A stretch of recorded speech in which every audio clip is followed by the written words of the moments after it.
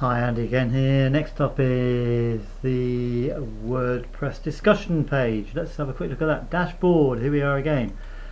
Come on, let's keep going. We're nearly there. Keep going down. Settings, we've done general, writing, reading. We're now on discussion.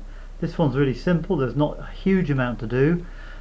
Discussion settings, here we go. Default article settings. Now, most of this is default. In other words, it comes as is. There's very little you need to change here, or there's very little that I would want to change because it works perfectly as it is.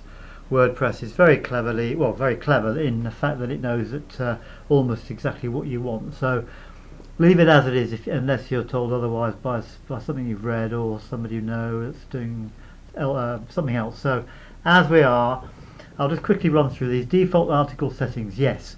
Attempt to notify any blogs linked to from the article, yeah. Allow link notifications from other blogs, pingbacks and trackbacks, yes. Allow people to post comments on new articles, yes. Other comment settings, comment author must fill out name and email, yes. Users must be registered and logged into comment. Well, you don't need to because it's not a closed shop, so anybody can sort of more or less come along. Automatically close comments on articles older than 14 days. If you don't do that, you'll have people posting on comments a year old eventually. Enable threaded or nested comments 5 levels deep. I haven't a clue what that means, so I'll just leave it as it is. Break comments into pages where just leave that. Email me whenever anyone posts a comment. Now that is not checked, I believe, so do check it, because you do want to get an email when anyone posts a comment. This is for spamming purposes. You don't want to be spammed, so make sure that you do get an email so you're notified. Email me also whenever a comment is held for moderation. In other words, a Kismet, the anti-spamming thing that we spoke of earlier, will stop all comments coming through, and it's then held for moderation by yourself, so that you will then see, you will get an email saying that you've got a comment. You then have to go and find the comment, and as it's held in the moderation queue, have a look at it and see if it's spam or not. If you want to put it up, let it through. If not, don't. Before a comment appears, an administrator must always approve the comment. Make sure this is checked.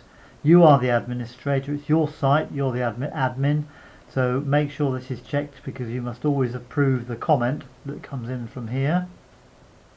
And then before a comment appears, check, I think it's checked already, comment author must have a previously approved comment. That means that if you've already approved somebody or somebody's name and email address and their website to come through, already, they will come through automatically and just appear on the comments page, as opposed to being held in the queue here for moderation. So if they've already posted and you've checked them through, then that's okay, they can post again. Comment moderation. Hold a comment in the queue if it contains one or more links. In other words, if they've put their website on there, it's a possibility that they're just spamming your page. If they have 2 or more links, they definitely are spamming. So just change this to 1. I believe the default is 2, so make sure that's just 1 down there. Hold a comment in the queue if it contains 1 or more links. So then you can just check it as per up here. You can just check it and make sure it's okay and let it through. And other than that, everything's fine. Leave all these don't worry about all this. I wouldn't even worry about any of this. Go down, and just off the page down here is save changes. So just save those 2 changes and then you're done. Okay, that's it. See you on, where are we next? Media. Great, thanks a lot. Bye, see ya.